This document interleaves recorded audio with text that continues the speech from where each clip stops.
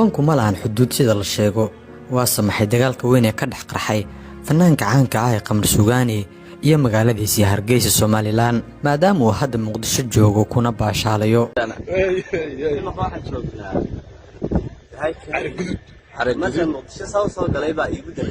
waxaa jira xarig uu la kulmi doono fanaanka haddii uu dib ugu laabto Somaliland jawaabta degdega ah ee Qamar Suugaani siiyay guud ahaan taageerayaashiisa reer Somaliland iyo xaaladda xasaasiga ay u dhaxaysa Qamar Suugaani iyo Hargeysa Qamar Suugaani waxa leedahay qamar Muqdisho jooga oo taliyaan looga joogay intaanan guda galin waxaan ka codsanaynaa inaad muuqaalkan laag saarto si muuqaalku uu saaxiibo badan u gaaro una share garay asxaabtaada si aan u guuleysano una helno saaxiibo sidaadoo kale wanaagsan shaaxaaga lay dhabeeray jawiga layga ma horeynin waleeyo jiroode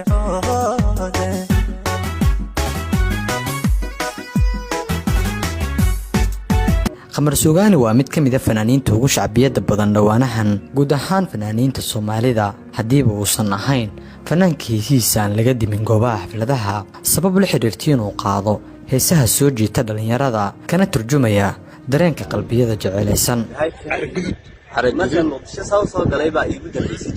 waxa uu dhawaan soo caga dhigtay caasimadda Soomaaliya Muqdisho waxaan imaatinkiisa lagu sharaxay sababo dhowr ah waxaanu imaanshihiisa Muqdisho ku micneeyay Qamar Suugaani oo Muqdisho yimid waxa ay la mid tahay Talyaani Roma jooga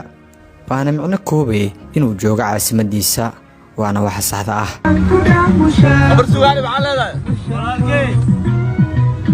qamar Muqdisho jooga oo taliyaan looga joogay dadyo fara badan ayaa muuqaalkaasi siyaabo kala duwan u fasiray qaar ka mid ah taageerayaashiisa Somaliland ayaa ka xumaaday arrintan laakiin ma aysan ahayn wax si weyn u gilgilay baraha bulshada balse saddexdii maalin la soo dhaafay ay dhacday midii ugu darnayd kadib markii dad fara badan ay ka xanaaqeen hadallo ka dhignaa in Hargeysa uusan mar dambe cagihiisa dhigi doonin isla markaana uu ka reestay hadda waxaan la joogaa walaalahay dadkaygii magaaladeydii runtii cid lama dareemayo sababtuna waa dadkeeda waa magaalo saaxiibtinimo Soomaaliyeed labadaas kala noolaan karto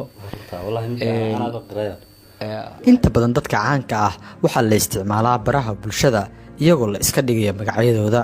waana mid keentay in laga been abuurto Qamar Suugaani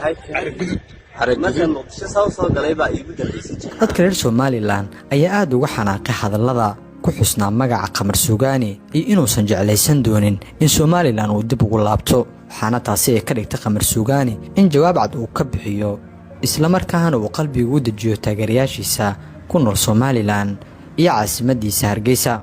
isagoo si cad u muujiyay inay jiraan ciwaano been abuur ah uusan isagu lahayn taasina ay ku qasbayso dadka ciwaanadaasi haysta inay aflagaadeeyaan Somaliland iyo magaaladiisa waxa uu saacado ka hor soo dhigay bartiisa Instagram-ka sawir iyo qoraal dheer oo isla socda uuna ku sharaxayo in Hargeysa ay tahay hoygiisa uuna ku soo barbaaray xitaa aan falsameeyaha u adeegsano lagu soo barbaariyay sidoo kalena ay fankiisa qayb weyn ka qaadatay waxaana uu qoraalka uu soo dhigay bartiisa Instagram-ka si la mid ah page-kiisa rasmiga ee Facebook uu ku raali gelinayay dadka ka xanaaqay ciwaanada been abuurka ah ee lagu kala geenayo isaga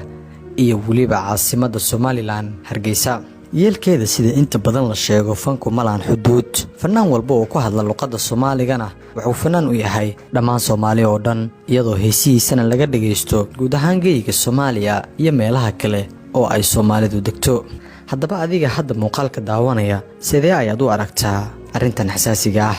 haddii aad muuqaalkan daawatay oo wax badan oo aadan ogeyn aad ka fahantay waxaan ka codsanaynaa inaad muuqaalkan laag saarto si taasi ay nooga caawiso in muuqaalka uu saaxiibo badan u gaaro una share garay asxaabtaada si aan u guuleysano una helno saaxiibo adigoo kale wanaagsan aad iyo aad ugu mahadsan tahay daawashada muuqaalkan Qamar Suugaani waxa leedahay qamar Muqdisho jooga oo taliyaan looga joogay only one Qamar Suugaani waxa lagu soo dhaweeyay proof